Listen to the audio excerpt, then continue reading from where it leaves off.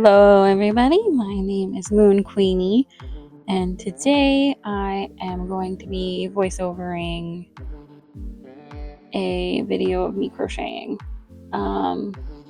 So I'm probably going to be doing some Reddit stories because myself, I like watching reading Reddit stories while doing stuff.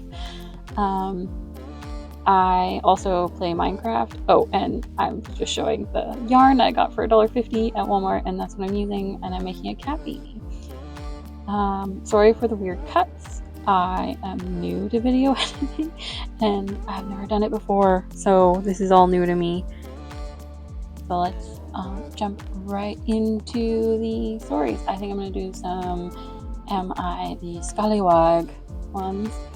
So for the first one, am I the Scallywag for sharing my weight loss as what I'm proud I accomplished this year? My friend says it's fat phobic. The other night, my friends and I were talking about what we're proud about accomplishing so far this year. We went around the room to share a few things and hype each other up. This was a group of 5 people. My first one was losing 40 plus pounds of weight since July 2024 and still being consistent. I should mention this is posted as of my recording on September 20th, so very good job, very proud of you. I am also on a weight loss journey, so I understand. Anyway, back to the story. Between you and me, 30% of the reason why I lost weight was for health, but the other 70% was for looks. Being overweight doesn't look good on my frame, and I feel and look much better. I'm also losing weight slowly and healthily with whole foods and calorie counting, and not once have I felt starved or obsessive over my food. But I did not even say all that. I only said I've lost 40 pounds and counting, and I feel so much better. I mentioned other things too, career and mental health accomplishments, but I noticed everyone was kind of quiet when I said my first one. Very long story short, one of my friends later told me that she didn't want to hype up my weight loss accomplishment because she said it twinges of fat phobia in it. That unless I lost weight for health alone, to do it for looks is unhealthy and has roots in fat phobia. That my biggest accomplishment shouldn't be about making myself smaller. What gets me is that all of my friends are skinny and have been their entire lives. It just feels a bit rich coming from them. I also have never mentioned my weight loss goals to them.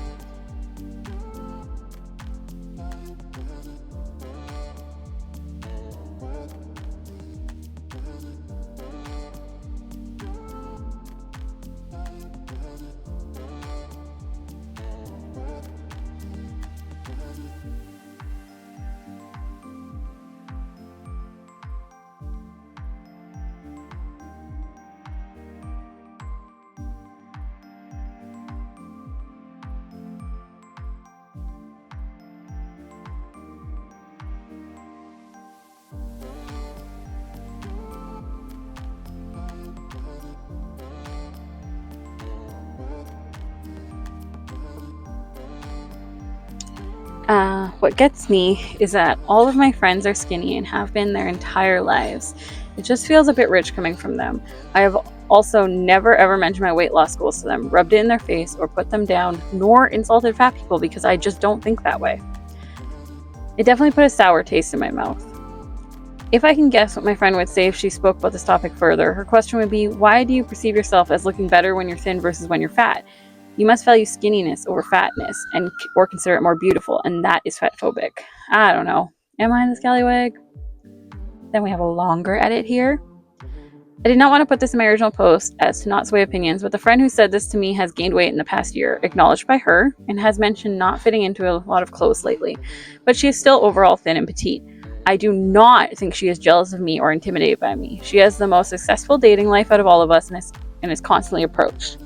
I'm the one with the chronic dating woes, lol. I feel you. I felt the compliments she shared were honestly the most impressive of anybody's. Though she's gained some weight, I do not feel she's projecting that onto me. One time we were watching 90s music videos and the same friend commented, "Why are they all so skinny?" AKA, where is the body diversity? The only comment I've ever made on one of my friend's bodies, a gay male, was complimenting him in an outfit he wore.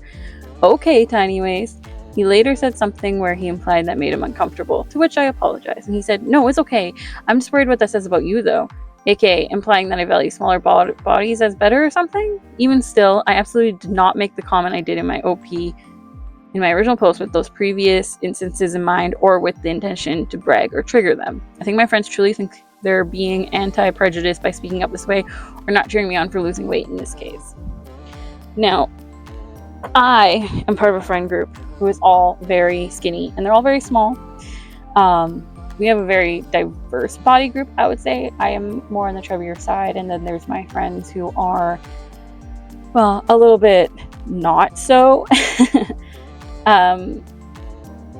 You know, I have a friend who is very blessed in the chest department, and then I have one friend who is very petite and small, who's blessed in the bottom department. Friends would be encouraging me if I was trying to lose weight, which they know I am, because weight has been a common issue in my life, especially because of health issues. So I really don't think you're being the asshole. I think this is a woke culture. I don't know how old this poster is, but I want to say this is woke culture because another thing I hate as a bigger girl, and I mean, everyone has their own different opinions, but for me, it does piss me off when someone will interrupt someone or call them fatphobic or say they're being fatphobic when they're skinny. I don't appreciate them speaking for me, because especially if the person isn't being malicious or isn't intending to offend me, it makes me feel like I don't even have the right to speak up for myself. Like I'm supposed to be upset when I'm not. I just don't think it's fair for people to essentially talk over someone, especially if they don't live that life. It's the same thing as someone, a person of color, or someone who's poor, or someone who's going through an abusive relationship. You don't want to overstep. It's a very, very tight line. Like, of course, you don't want to not stick up for your friends, but at the same time, you don't want to overstep and make them feel like they have no right to talk about their, like, stick up for themselves. Okay, but on to the comments now. The first comment is really funny. And I'm just going to skip it though, because it essentially says to tell your friend to F off, which I agree with. And someone said, exactly this and not the asshole. Healthy bodies are superior and more attractive regardless of whether the motive is appearance or not. I disagree. I have seen bigger girls that look really good. However, I do think that in some cases with health, you have to lose weight. I am an example. I have lupus, and losing weight would be beneficial to my joints and muscles and not having as much inflammation issues. So that is why I agree with that. But I don't agree that they're more attractive, especially because like back in the olden days, if you were bigger, you were seen as more attractive because it meant you have more money for food and you are more healthy. So it's attractive now, sure, but was it always? No. Not the asshole. Fatphobic is one of the most ridiculous faux intolerances. It's perfectly acceptable to not want to be fat. In fact, it's more acceptable. It's logical, healthy, and wise. Yes. Yeah. I don't think it's fatphobic to not want to be overweight. What's fatphobic is saying that all fat people are ugly or all fat people are gross, or saying that fat people are lazy. That's all fatphobic things. A lot of the phobics and isms lately mostly seem to mean this person doesn't like me. I am going to turn around them instead of evaluating why I might be unlikable. That is also true. The same poster, by the way. I would agree that this person is not the asshole. They never came out and said, I'm losing weight because I think being fat is gross. They never said that. They just said they wanted to lose weight and they were proud of their accomplishments, and good on them. It is fucking, oh my gosh, sorry. And good on them. It is effing hard to lose weight. I know. I have been trying to lose weight for so long, and I've fluctuated, and I've had many health issues that made me unable to lose weight, or not lose weight as easy as someone who doesn't have those health issues. So overall, I don't think this person's being an asshole. If my friends, after I lost weight and I told them, oh, I lost 40 pounds, if my best friends were like, oh my god, you're being fat, that was kind of fatphobic of you, I'd be like, excuse me. Now if they watch this, I think they're going to say that just to be funny. Like, they're not going to say it in a malicious way. They might be like, Chanel, oh my god, you're being fatphobic. But no, not the asshole. Okay, our next one is, am I the asshole for not giving the stray cat I found back to its original owner? Right off the bat, I want to say I am very torn because I had a cat named Sketch when I was in high school, and he was a barn cat, and he was used to being outdoor. We lived in the country, there was no one around, he was an outdoor cat. When we moved to the city, I would go to school, and I'd come back, and he'd be waiting in the corner of the street for me. Now, I guess a lady at the end of our street thought he was a stray and took him in, and I never saw him again. He used to wait for me and then followed me back inside. He was such a good cat, and I am so hurt that someone thought that he wasn't taken care of, because he wasn't mangled, he wasn't like, his hair wasn't falling out or anything. He was completely fine, and it's really sad that I lost him due to that. But anyway, let's get on to the story. So a feral cat colony lives in my neighborhood, and I often trap them to be spayed/neutered. In December 2024, I trapped an adult tuxedo cat. I was planning on neutering and releasing him, but he was so loving. I brought him inside for a flea bath, and he would not stop hugging me, like literally putting both arms around my neck. After taking him to the vet, I saw he wasn't neutered or microchipped and had tapeworms. I assumed he was a friendly stray who lived in the colony and kept him. Fast forward 9 months, and a friend sent me a Facebook post on a local community page of a woman claiming she was missing her cat. A picture showed a male tuxedo cat, and she even said he loved to give hugs. I knew it was him because he has a distinct white spot in the middle of his forehead. I was shocked. She said she knew it was a long shot since he went missing in December, but she was not aware of the lost pet Facebook page, only the local shelter, who was not much help since he never made it there. He made it to my house instead. I feel so guilty because she is probably thinking the worst happened to him. I wish I could tell her that he's safe, but I know if I did, she would want him back. My friend thinks giving him back is the right thing to do, but he has the best home with me and has bonded with my cat and I. In the lady's post, she said her 4-year-old daughter misses him and that he was their beloved outdoor/indoor cat. I truly feel bad for the owner's daughter. However, the woman does not sound like a good cat owner.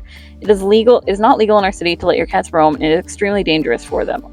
Also, he was in a bad condition and not neutered, so I think it's very impossible she was letting him outside. I think it was very irresponsible she was letting him outside to reproduce and expand the colony near homes. He is just so happy with me, and I would hate for him to end up missing/dead as a part-time outdoor cat. So am I the asshole for pretending like I never saw this post?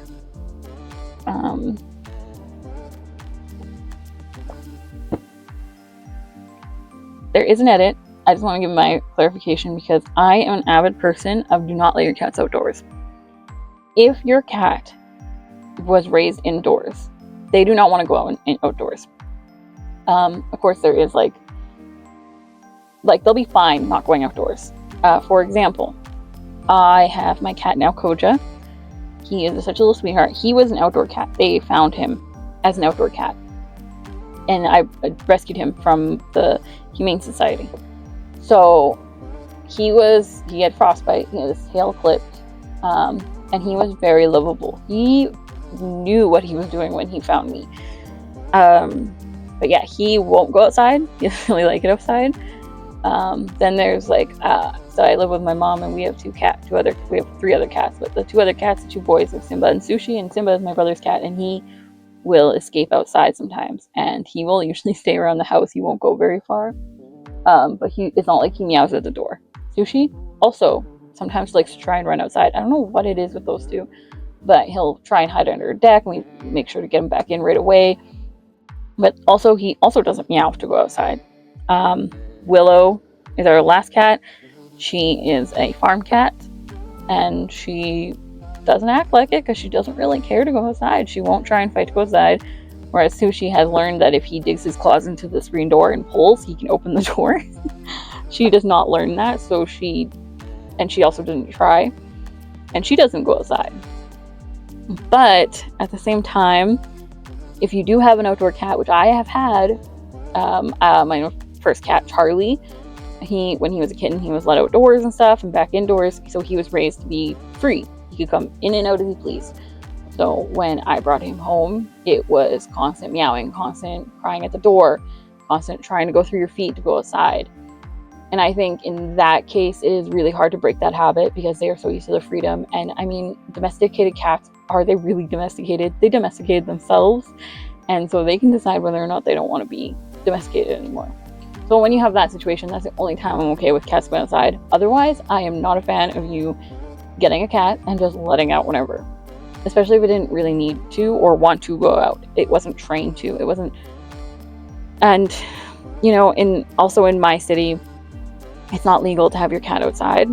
They can be taken away. They have to be licensed and they have to be neutered if you want them outside. It's a pretty big fine, and your cat will be taken away. So I think she's not the asshole for taking this cat, or they aren't the asshole for taking this cat. I do believe that it has a better home with her. It seems like the cat doesn't want to go outside because she doesn't mention that. I don't know why I keep saying she. This could be a boy. I don't know. But I'll just say them. Sorry. Judging from their post, it seems like they don't have to let him out. Like, he doesn't cry to be let out. So we will read the edit here. A lot of people are wondering why I didn't make more of an effort to contact the owners. Looking back, I probably should have. In addition to the things I've already stated, he was infested with fleas, had scratches all over his face and ears, and did not understand how to use stairs, and was terrified of my TV. His poor condition, slight under-socialization, and unfamiliarity with common household things led me to believe he did not have owners. Yeah, I should have read that first, because, yeah, that gives to me that they more, like let him outside. I mean, like, we have a cat in my neighborhood, little tuxedo cat, which is a female. Super weird, because like you don't see female tuxedo cats very often, but she comes around. My sisters pet her and stuff like that. I'm pretty sure she has a home, but yeah, she is very friendly. But obviously these people do the same thing where they just get a cat, see it every once in a while, and let it go.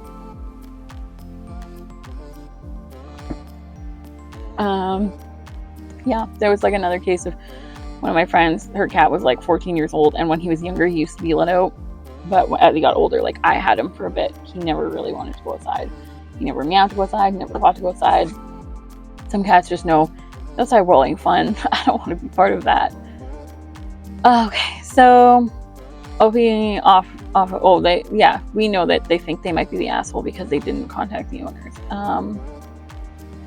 So we have not the asshole. If he was an indoor/outdoor and unaltered, he wasn't their beloved pet. He was their neglectly supervised roommate. Yeah,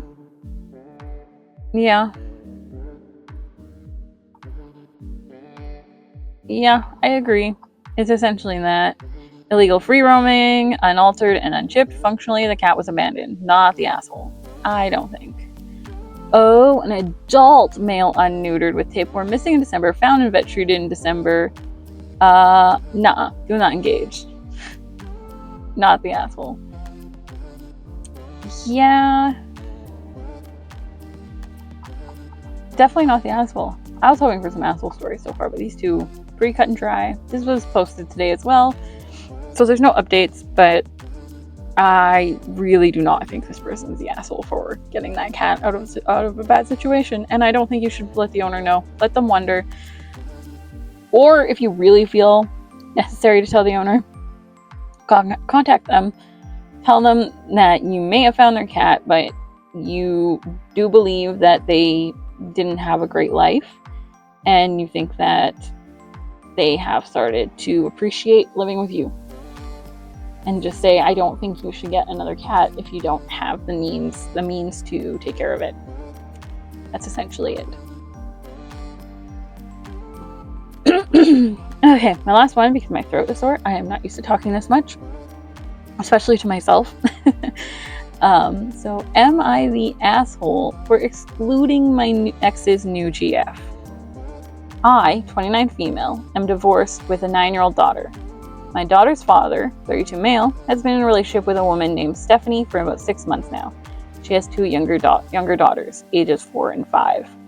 My ex-husband and I have had many conversations about how to ease my own child into their new blended family by making sure that she still has lots of time with her dad, not combining every single special event with the other kids, and keeping lines of communication open.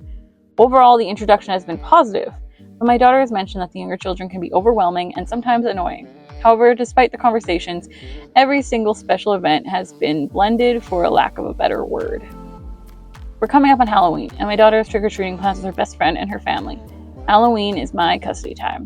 My ex-husband asked if he could come and bring his new girlfriend and her children.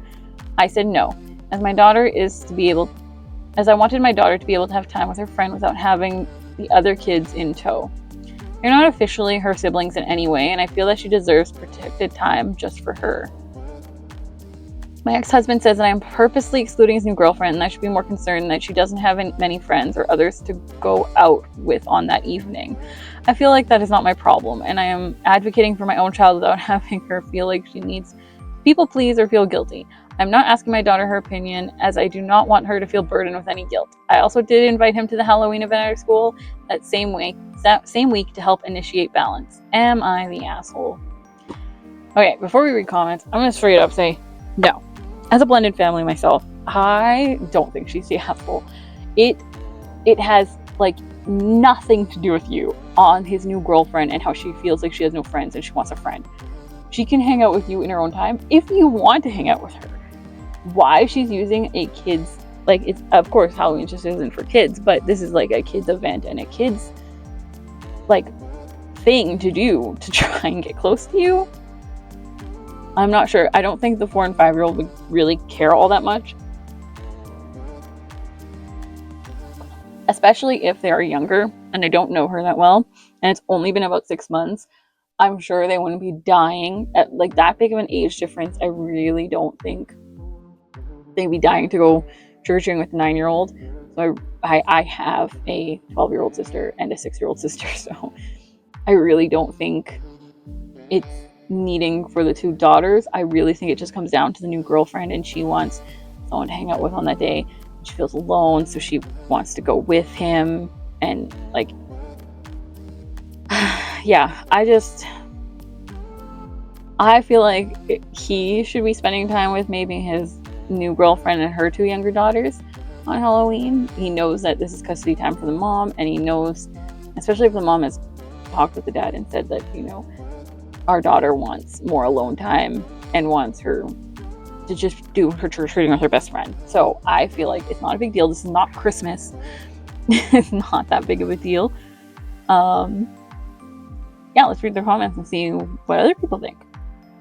Not the asshole. As a former 9-year-old many, many years ago, I would have not wanted trick-or-treat with 4 and 5-year-olds. That's when you're just getting into the pivotal pillowcase filling candy years and running around the neighborhood with your friends. Yes, it's awesome you're doing your best to help keep the peace. The ex calling a blended family only 6 months into dating this person is deserving of some side eye. Your daughter shouldn't have to give up her own childhood moments and memories for such a brand new relationship. Way to advocate for her. I agree.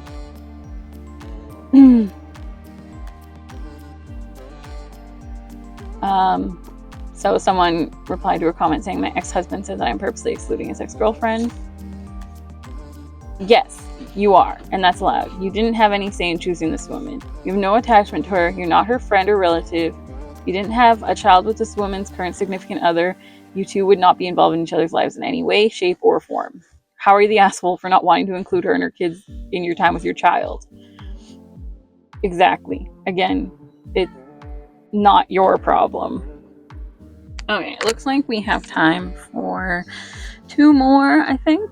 I know, sorry, this video is so long. If you guys want more like just talking and stuff, because I mean, I have no problem sharing my story about lupus, or I recently went through an ectopic pregnancy, so I'm open to talking more about that. This is just my first video, and I want to see how it does. Sorry for the awful jump cuts and everything. So yeah, let's get into, am I the asshole forcing family to cook purely vegetarian meals to please one person? Hi all.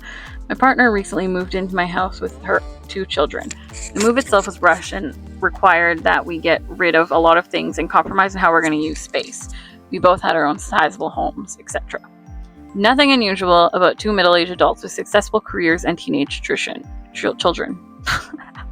My partner is a vegetarian and she chooses that largely for ethical reasons. I understand that. However, I don't share our ethical beliefs, but I do try to respect them by reducing our meat intake, buying from farmers markets, and generally reducing the amount of animal cruelty and abuse in our diet. There are definitely meals that she doesn't like us to make in the house, especially things that generate strong meat-based odors. Over time, I figured out which ones are no-goes and things I have to make outside. I understand that some compromise is needed to allow everyone to be happy. We have the schedule now where everyone in the house helps with cooking. I cook 2 days a week, she cooks 1 day a week. Busy schedule. And our kids cook twice a week with leftovers on the other days. Mostly it's been working. The one sticking point we have that has proven really difficult is that she insists that some meals be fully vegetarian, even when some of the kids don't want to eat vegetarian. I've tried to get around this by cooking fully vegetarian meals and then adding some sort of separately cooked meat supplement. Are generating menus like tostas or sandwiches where there could be both vegetarian and meat options, or generating meal menus. To be clear, we do cook some fully vegetarian meals, but sometimes not everyone's in the mood for that. The meals we make are not just vegetarian side dishes. We try to make fully incorporated vegetarian meals with options that are not just mac and cheese, so I don't think we're doing her a huge disservice by making meat sides. So my question is this: am I the asshole for not wanting to force the kids to eat vegetarian just so that some meals are fully vegetarian? I don't want to get into a big fight about this with her, but I feel like if the shoe was on the other foot and I told her that some meals had to be fully meat inclusive, that would be a deal breaker for sure. To be clear, I've never suggested this. Thoughts? Okay, another interesting one because, one, I used to be vegan for 6 months, but all I lived off of was like Kraft dinner and bread. I was very picky eating growing up, but PETA got to me, man. PETA got to me. I also had a ex-partner who was pescatarian, and so was their sister. So family meals at their parents' house was their mom would make a separate dish for their sister and them, and then make one for everyone else. And that usually was how it worked. I do know that, some people might feel, with ethical reasons, feel uncomfortable with having meat in the house, but you have to understand that some people do need the meat. Obviously, we don't know this poster's medical issues or medical history, but I know for myself, I can't have red meat too often. Inflammation, it makes my inflammation really bad. So I could be vegetarian, but I know there's also people who do need more protein or do need that fat from red meat. They don't have the choice, they have to, otherwise they won't live comfortably. So I think that it shouldn't be forced upon kids and stuff like that. Of course it sucks, you wish you could have, the whole ethical thing. But if he's already doing stuff like reducing the meat intake and buying from farmers markets and trying to reduce animal cruelty, like I know here in Canada where I am from, our meat is more sustainable than it is in the States. It's not much more sustainable, but it is more sustainable, and it's more cruelty free. We have stricter animal rights laws here, but doing that extra mile and paying a little bit more for more cruelty-free meat and all that is a definite help. I think another thing would be to this one was also already determined, but another thing is I know this is weird and not everyone will like it, but there is a thing of protein from bugs, crickets, beetles, that sort of thing. There are companies that sell cricket flour and stuff like that, and maybe using that to get most of your protein from, because you do get more protein and less fat out of it. Overall, I don't think you're the asshole. No kids should be forced upon a certain diet, and it's fine to be vegetarian yourself, especially if your partner is making that effort. What I don't believe in is being so upset and pretty much believing that everyone should be on the same diet as you. So I agree that this person is not the asshole. I think they should definitely not have to force upon their diet restrictions onto everyone else. Different if it was a what is called allergy situation, like celiac disease, where you will be really sick if there's any gluten nearby. But yeah, as for vegetarian having ethics involved, I don't think kids should be forced.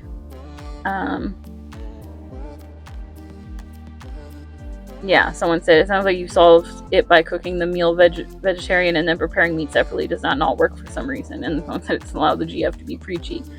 She can still smell the meat, and the smell of cooked / grilled meat seems to be a problem for her too. Must be fun to have her around home when she moved into for OP's children. Yeah. I can't remember, did it say that she had kids? Yeah, with her 2 children. It doesn't say if the teenage children are vegetarian as well. It says some of the kids. This person doesn't say that they have kids. Just that they have teenage children, and she moved in with 2 of them, and they're not vegetarian. It seems like it says that sometimes the kids don't want to eat vegetarian, or some of the kids don't want to be vegetarian. Overall, I don't think you're the asshole. I think this person needs to realize that, unless you have a fully vegetarian partner and you force upon your kids fully vegetarian diets, which I don't think you should, it's not going to happen. And most people, if she's super pushy like this, then most people won't agree with the whole ethic base of it. Vegan teacher is a good example of that. Radicalism like that is one of the reasons why I stopped being a vegan and stopped being involved in PETA and stuff like that, is because of the radical hypocrisy from those people. Okay, and here we go for another one. Am I the asshole for being so upset about my cat? This is a longer one. So, here's a little backstory. I had 3 cats. I have 2 left. They're all turning 12 in November. Oh, good job. It's hard to get cats. It's like hard to find people who keep cats that long. I've had them since they came out of mama because I had their mom too. 3 siblings. The reason I have 2 now is because on September 3rd, I had to put one of my females down due to stomach cancer. I received her ashes September 9th. On September 10th, I already had a trip planned months before to visit my family. I took a plane to visit my family up north. I live down south. My 80-year-old grandparents, my father, aunt, and cousins. I stayed a week and came back on September 17th. My male cat suffers from urinary crystals and he's on a strict prescription diet. For the week I was gone, I decided to just have both cats eat the prescription food until I came back because I didn't want to risk him getting into his sister's food. I changed the cat litter box on Tuesday, September 9th before I left. On Wednesday, when I arrived up north, my mother texted me, "Do I have to change the cat litter now?" I said, "No, not yet. I just changed it." I return on the 17th, come in the house, and instantly smell a rancid cat litter box. I go straight to it, and the entire top layer is covered in poop/pee. Before I could even process it, I went to my mom and asked, "Did you change the cat litter?" She goes, "No, you said not yet." I'm like, "What are you talking about? It's been an entire 8 days? You mean to tell me you haven't changed the cat litter for an entire week?" Mind you, I bought cat litter before I left. I saw the same bag sitting in the same spot. So now I'm extremely upset. She gets upset and tells me I'm wrong for coming at her like that because I didn't tell her when to change it. I'm upset because I live with my mom and 3 siblings and I just euthanized one of my cats already. What if my male decided he didn't want to use a dirty litter box? He hold his pee and catch a UTI or become so stressed that he makes himself ill and I'm up north unable to get to him. Unable to rush him to the vet and protect him. And all of this caught possibly over a dirty cat litter box. He suffered one blockage at 10 years old and multiple UTIs spanning years apart growing up. I thought anyone would give a damn about me, or at least give a damn about my cat to think, the cat litter smells horrid, looks horrid, let me change it. But I am taking the blame because I said not yet, because I didn't say when. I'm over it. There's a boiling resentment inside of me, and I'm not even talking to anyone now, just shutting myself in my room with my cat. This is interesting, so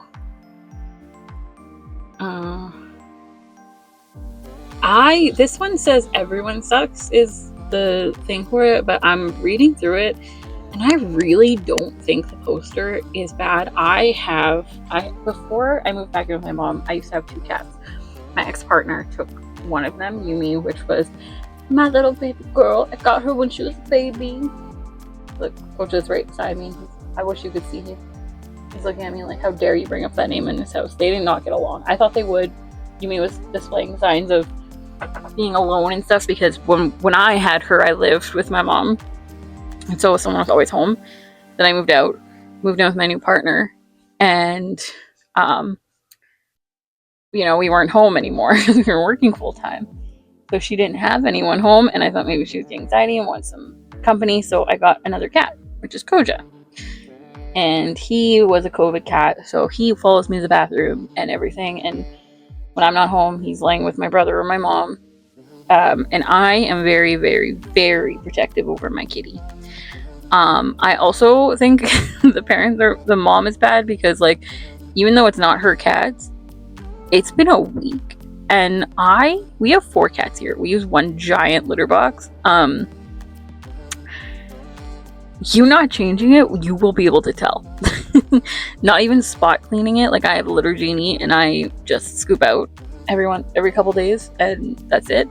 And then my brother will do a big change, or my stepdad will do a big change. But I don't think the poster is a problem, because I feel like, yeah, it's your cat, but you left, and I'm sure they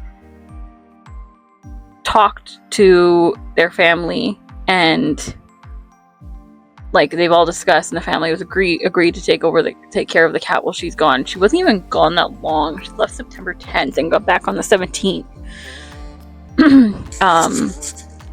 That wasn't even gone long. You could get away with even just changing litter box once. Even that's not great, but at least that's something. Yeah, I don't know.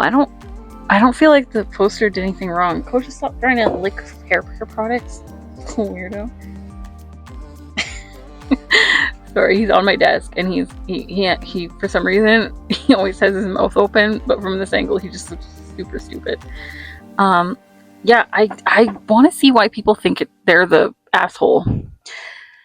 Opie has offered the following explanation why they think they might be the asshole. I got upset, I shouted, cried, and argued, shut down, and now refusing to talk to anyone. My mom said I was wrong for the way I acted. Okay, maybe the way you acted. They did mention the urinary crystals and stuff, and as someone who has male cat, and I've had cats pretty much all my life, and I've had a cat before who got urinary crystals, and we have 3 male cats now. So one of the biggest things is you're supposed to make sure they're hydrated growing up, and to avoid the urinary crystals. Koja, you can't. I'm putting you down. Sorry. You have to put them on hydration. We do mix of dry and wet food, especially for Simba, my brother's cat. He's old. He's like 12. So, I have a 12-year-old cat too. And, I mean, I don't know why they brought up the prescription thing. Like, it was just a litter box. Okay, here, you're not the asshole, but with cats as delicate as yours, you should be leaving some massively specific instructions if you have to be away from them for any real amount of time. Having a cat before, your mom should have known to clean the litter box, but I don't think her laziness warrants the amount of anger you're throwing her way. I think your anger comes from the tragic loss of your friend. Losing a pet is hard, and your one cat just died right before you had to leave your other ones for a week. That's gotta be causing some serious sadness, which is coming out in other ways. Take some time to grieve. And then OP replied, yes, because I could have just lost my male cat due to something stupid like a dirty cat litter box. And the fact that I wouldn't be there to help him haunts me. You're right, because that's what I kept saying. I kept yelling, and I just lost one of my babies. It's so frustrating. Yeah, maybe more instructions, but the thing is that I feel like if you have a family and you're living with your family, like I live with my mom, the cats are 12 years old, and I assume that this person has lived with their mom the whole time, and their siblings. So you would know how to take care of them already to a certain extent, enough to know to clean the litter box. So I don't think need more context. Has your mom took care of your cats before? Did you share with your mom instructions on how to take care of them? I don't know why you need more context. Litter left for 2 days will smell absolutely awful. There's no way that anyone wouldn't know to change the litter. At least scoop and add more. I agree. I don't. I said you should have told her when to change the cat litter. People who don't know. I feel like sure the smell would have been an indication if nothing else. But you do have to leave care instructions and expect people to follow them. Not yet kind of leads the person to believe you'll let them know when. It's not entirely your fault, but it's not theirs either. And the OP says, so I judge cat litter by the way it looks or by the way it smells, because my male cat, like I mentioned before, sometimes give him extra water to keep him going, so he may need to pee more. That's why education changes sooner than I usually, or sometimes they poop large amounts, so I'm like, that's just not looking clean enough, so I'll change it. When I came back, the top was rolled in poop. Like, I don't even know how many my cats even stood in it. Keep using it. The bathroom. Keep using it. When I dumped it, the entire bottom layer was soaked and sticking to the pan. The smell was even worse when I flipped it over and revealed the second bunch of piss. Looking at it gave me the creeps. Kinda, you're the asshole. You told her not now. Didn't give her a date. It's your cat. Should she have recognized? Yes, but you told her no next time. Give explicit details. I don't scoop. I just change all ceilings for what's panning. I always have. I would buy a couple 40-pound bags litter. I'm not able to constantly scoop, so I just don't worry myself. I don't use clump litter as well. Yeah. Everyone does suck here, I think. Yeah. Okay, OP overreacting like they did, but we don't know how old they are too. Like this person could be, I don't know, under the age of 21. And I feel like people under age of 21 aren't fully developed yet, especially, and so they don't know how to handle their emotions. So I feel like, yeah, it sucks that they freaked out like that. But also, again, I don't think so. I don't think they're the fully asshole. I think it really more leans on the parent who lives there. Yeah, this was only posted 22 hours ago, so we don't know a huge amount of details, but I really don't think that the poster is an asshole. I really don't think so. Okay, we got one more long one here. So this is, am I the asshole for wanting my parents to pay for a locksmith? Right off that title, I don't know. I'm not going to be biased. It already has confirmation on what they are, but I want to keep reading. So this is a long post, but I feel the context is important. I live at home with my parents and pay rent. Back in 2020, my sister and her 2 kids used to live with us. Her kids kept going into my room while I was out and kept making a mess. How old are the kids? One time I had cake in there and it got crushed everywhere. Another time, I came back to nail polish paint on my floor. There were other incidents. None of my stuff got replaced or cleaned. Okay, judging from this, I'm going to say the kids like old enough to like not have to have an eye on them 24/7 and old enough to open doors and stuff. So I would say they're between like 4 and 12. Then the COVID housing bubbles came about, and another one of my sisters was living in a flat with her 2 kids. Due to restrictions, she would have been on her own, and due to her mental health, my parents wanted me to go live with her for a month. I agreed, but only if I got a lock put on my door due to the kids. I had to pay $100 for it, and they paid $70. It's a number lock, like the kind you see on staff rooms. Fast forward to 2023. My other sister's kid repeatedly presses buttons. So does some hocus pocus and messes up the lock, so the code no longer works. Somehow I was able to fix it following a YouTube decoding code video. A couple of times since, I've been locked out of my room, but been able to somehow unlock it again. However, I now usually keep it unlocked. Except my nephew, who lives with me, kept barging into my room just to be a pain in the ass, so I started locking my door from the inside and then remembering to unlock it before leaving my room. This kind of worked well because the door handle is broken, so when my window was open, the door wouldn't keep slamming back and forth. A couple days ago, I forgot to unlock, so now I'm locked out. I tried for hours trying to get back in, but the lock is completely gone. All my meds are in there, my laptop, which I need for uni, my clothes, etc. My dad's been at work, so I've been patiently waiting for him to phone up the locksmith. He says he will today. I think that means it's getting fixed today. He says it will count as an emergency, so he's going to see when they're available. I say I desperately need my stuff, and he says it's going to be more expensive for me. But yesterday my mom said she thinks they should pay. Today she's now siding with my dad. We're at a standstill. Who do you think should pay? Edit. I've said I'll pay. My parents then said they felt bad and offered to pay. I said it was my fault and I shouldn't have locked it knowing the risk. They insisted. We've now agreed to pay half. The locksmith is coming Tuesday, and I've managed to get more meds. I think we all just needed a bit of time to think things over. Edit 2. I'm getting a lot of comments asking why I didn't use a different type of lock in the first place. This This is the one my dad came up with. I wanted a sliding bolt lock. He was worried it wouldn't be secure enough and that someone could lock me in. Neither of us thought that about a bolt lock with a key. Sometimes the obvious can pass us by. Some people are really chewing that apart and being condescending about it. Hindsight is great, but I don't have a time machine. Patronizing me doesn't help anything. I do appreciate those who are sincerely giving advice going forward. I think I'll pay to have my door handle changed to one that can be locked instead of having a separate locking mechanism. Some people have given me really good recommendations. Thank you. Right off the bat, I don't think you're the asshole. I think also, as someone with younger siblings, and me moving back in as an adult has been hard. I don't have a door on my room.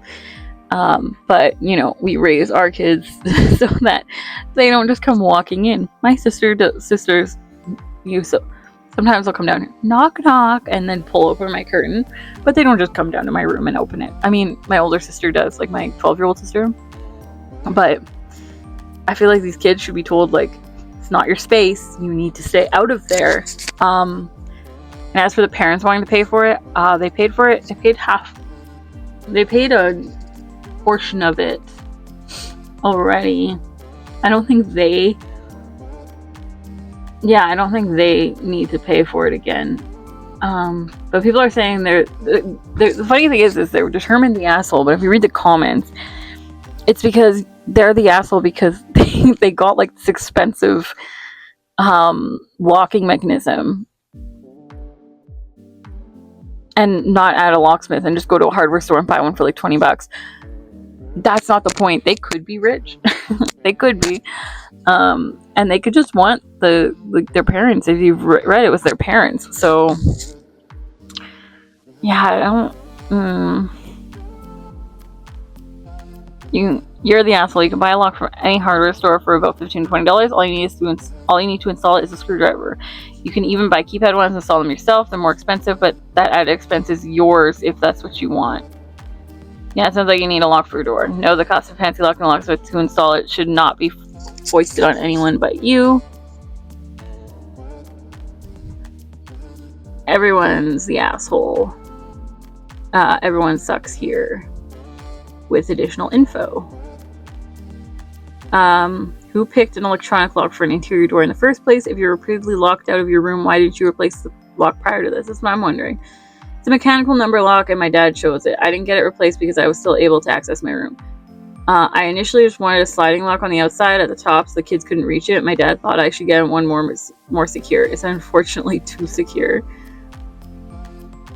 Then everyone sucks here. They should call locksmiths for sure, but there's no reason you shouldn't contribute to this somewhat since you're the one demanding it happen on a specific schedule.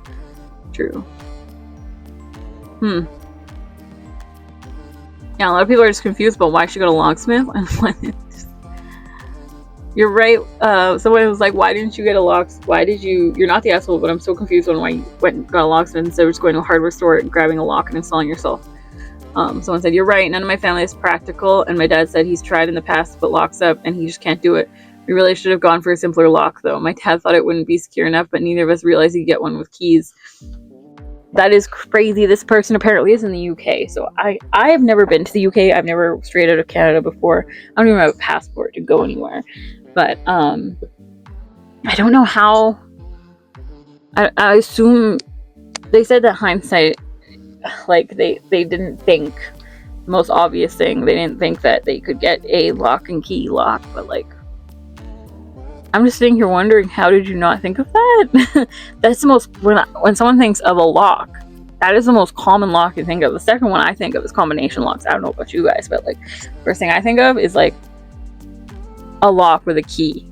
My second thing is a combination lock. I do not even think of passcode. Maybe it's because of my age. This person could be really young. I'm pretty I'm pretty old, I feel like. So maybe that's why, because you know, back when I was a kid, those were fancy locks.